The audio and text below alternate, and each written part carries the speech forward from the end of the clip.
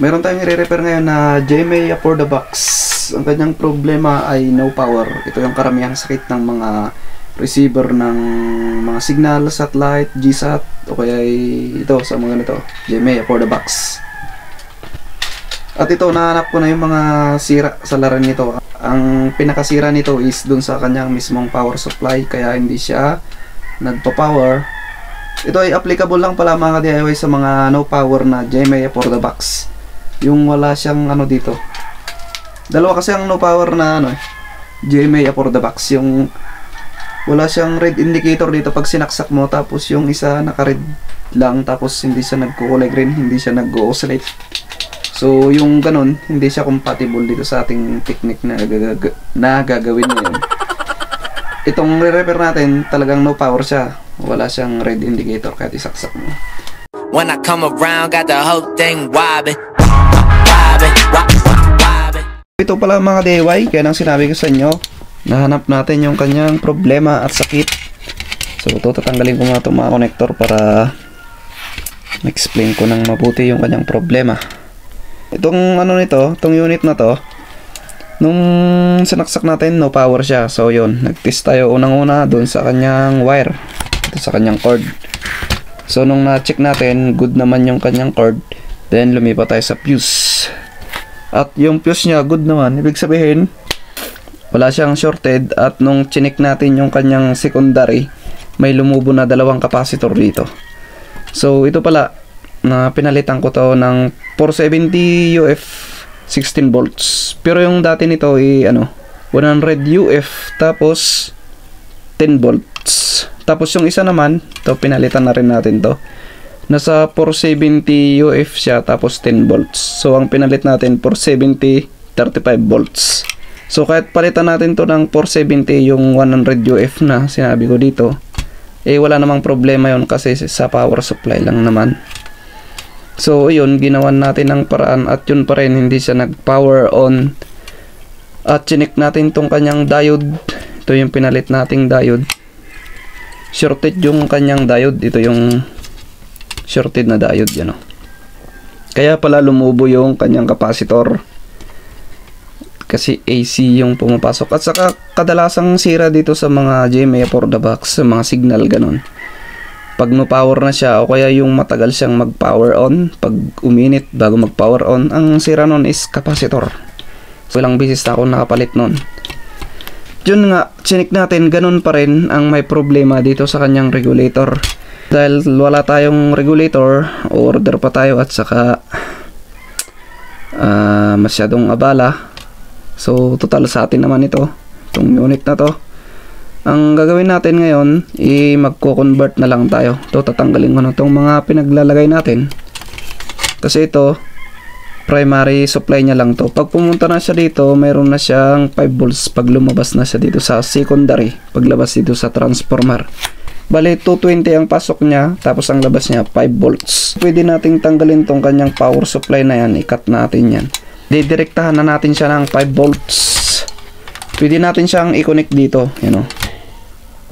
ito sa capacitor. Pero ano yan, pag napagdikit nyo yan, mag-short yan. Para sa mga technician, madali lang gawin yan. Pero sa mga nagdi-DIY lang, ito yung tuturo ko sa inyo para magawa nyo yung mga ganito nyo. JMA for the box. Itatabi muna natin tong unit. So ang kailangan natin 5 volts 2 ampere. Yung nakasulat doon, 5 volts 2 ampere. Kasi trinay natin kanina, gumamit tayo ng 5 volts tapos 0.7 ampere lang siya, hindi niya kayang i-drive ito. Kailangan nasa 2 ampere siya. Kasi yun ang require na amperahe para dito sa JMA for the box. At yung charger papalitan natin kasi kailangan natin ng adapter. So ayan, ready na ako maghanap ng adapter dito kung saan ko nilalagay. Ito na lang yung gagamitin natin, 2 ampere. Ito palang ano na to, hanapin natin yung kanyang 5 volts kasi apat na apat na wire. Siyempre hindi nyo mahanap dun kung saan yung 5 volts, so babaguhin ko. Tinuro na natin to dun sa ating isang video kung paano i-convert yung charging port ng Bluetooth speaker. So ganon din yung gagawin natin, pero tuturo pa rin natin dito sa ating video para hindi nyo nakalkalin yung video natin dun sa ano, kasi baka natabunan na yung video natin yun eh. Bluetooth speaker. So yan, saksak natin yung ating charger, tapos itong kanyang cord, then yan yung wire na balatan na natin. So i-splice natin itong 4 na wire. Tapos kailangan pala natin ng multi-tester dito mga DIY. Hindi pwedeng hindi natin kailangan, kasi hindi natin masusukat yung voltahe kung nasaan siya. Mura lang naman yung mga multi-tester eh. Bumili kayong kahit mumurahin lang, hindi naman importante na original yung gamit nyo. Basta nagagawa niya yung function na gusto nyo, good na yun. So yan, set natin sa DC. Siyempre naka DC na siya, DC direct current. Itong dalawang test probe natin sa digital, ito yung positive, kulay red, at itong black, ito yung negative. Pero pag analog naman yung gamit nyo, baliktad sila. Yung positive, yung kulay black, yung red, yung negative. So mas maganda kung digital na lang para hindi kayo malito. So digital yung gagamitin natin para walang malito. Tapos yung 4 na wire, yan. Ang gawin nyo, ang una nyong pisto, itong test probe na kulay black, kahit saan dito yung wire na uunahin nyo. So ang unahin ko na lang itong kulay green. Yan, kunyari kulay green, yan. Tapos itong red, hanapin natin dito kung saan yung lalabas na 5 volts. So unahin natin yung black.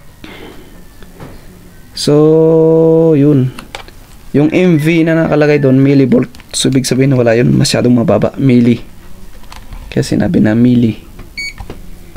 Then sa white wala rin, sa red wala rin. So yun, itutupin na natin yan. Tapos then next natin yung kulay white naman.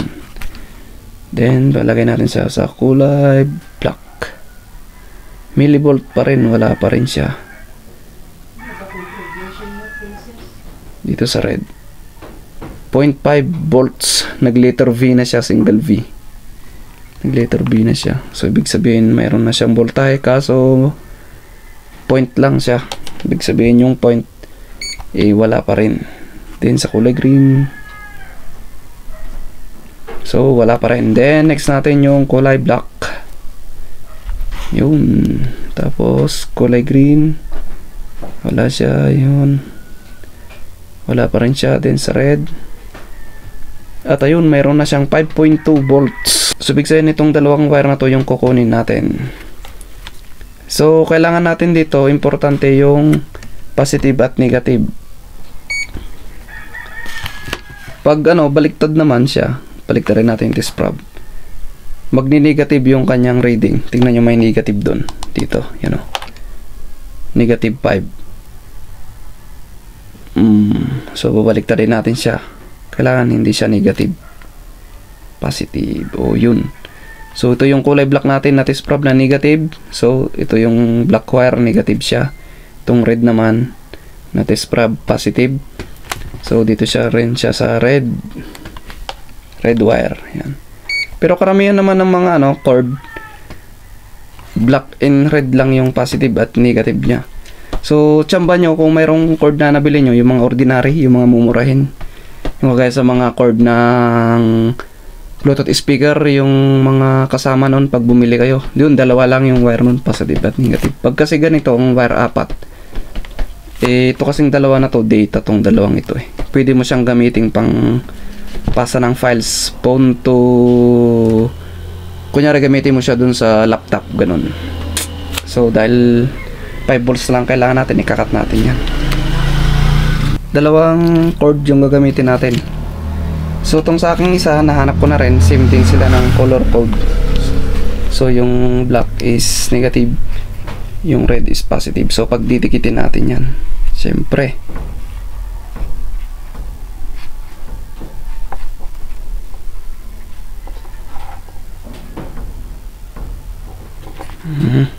ano na siya.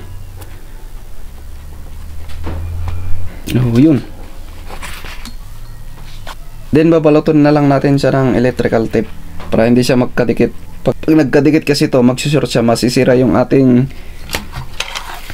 masisira yung ating receiver o kaya yung charger. So yan, lagyan natin ng electrical tape. So yan na mga ka-DIY, kinabit na natin yung kanyang display. Saka itong kanyang saksakan, tanggalin na natin yan kasi hindi na natin magagamit yan. At ito na yung ipapalit natin. So yan, napagdugtong natin yung dalawang cord, yung dalawang positive at negative.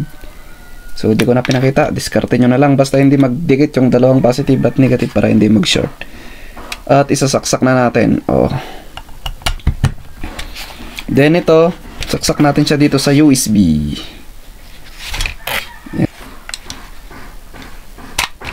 Oops. Boot. Sabi niya boot. At saka nakalimutan ko. Dapat wag niyong ilalapag tong kanyang circuit board dito sa metal kasi mag-short yan pala. Buti na lang na alala ko pa. So ayan, hawakan na lang natin ganyan para hindi siya magdikit dito. Metal to, pag dumikit yung mga mga papa ng mga pyesa na yan dito, mag-short yan. Kahit 5 volts pa yan, matatamaan yung mga IC. Alam nyo naman yung IC, masilan. So nilipat na natin yung channel. At saka ito, pwede na natin tanggalin yung mga kinabit nating capacitor kanina. Ngunit na yan. Power on. Ay, naka-power on na pala. Naka-oscillate. Kulay green na siya. Channel. Mukhang hindi gumagana yung ating pindutan. At nag-lose contact siya. Channel. Ay, alam ko na. Papalitan natin tong charger na ito. Ito palang charger na ito, baka nag-automatic siya kasi kung anong hinahanap ng unit, kunyari cellphone, hindi niya kailangan ng 2 ampere, yun. Bumababa yung kanyang ampere. So, ibabalik natin yung dating ginamit natin kanina. So, ganun lang gawin nyo pag ayaw niyang, kagaya kanina, ayaw niyang mag-function, naka-steady sa boat. Papalitan nyo yung charger. Itong Samsung na lang, yan. So, kailangan nalagyan natin dito ng adapter. Hindi ko mahanap yung adapter, kaya ito na lang extension ang gagamitin natin. So, yan. Power on. Yun, sasaksak na natin siya. Ito yung gamit natin, yung tinisting natin kanina.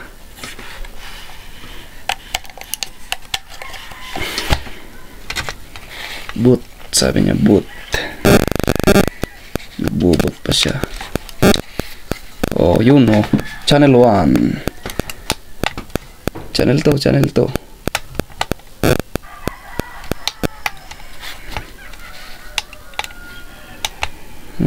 3. Channel 4.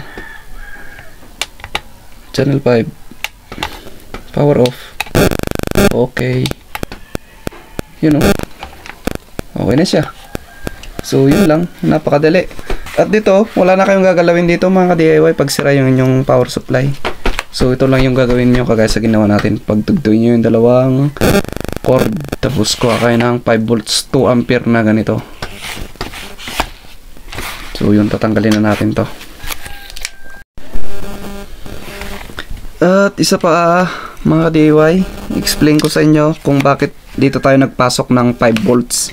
Kasi merong nakalagay na naka-indicate dito kasi yan yung nakita ko. Kaya trinay kong pasukan ng 5 volts ayun, gumana naman. Kasi kung technician ka talaga, alam mo yung mga pasikot-sikot dito. Pero mas maganda pa rin pag kukuha ka ng idea na galing sa ibang technician. Kaya yan, share your ideas at mga technique. Kung makikita nyo, may naka-indicate dito, ground, D+, D- at 5 volts. 5 yan Hindi lang malata sa video. Yun, 5. So itong ground, ito yan, ground nya. Yung negative.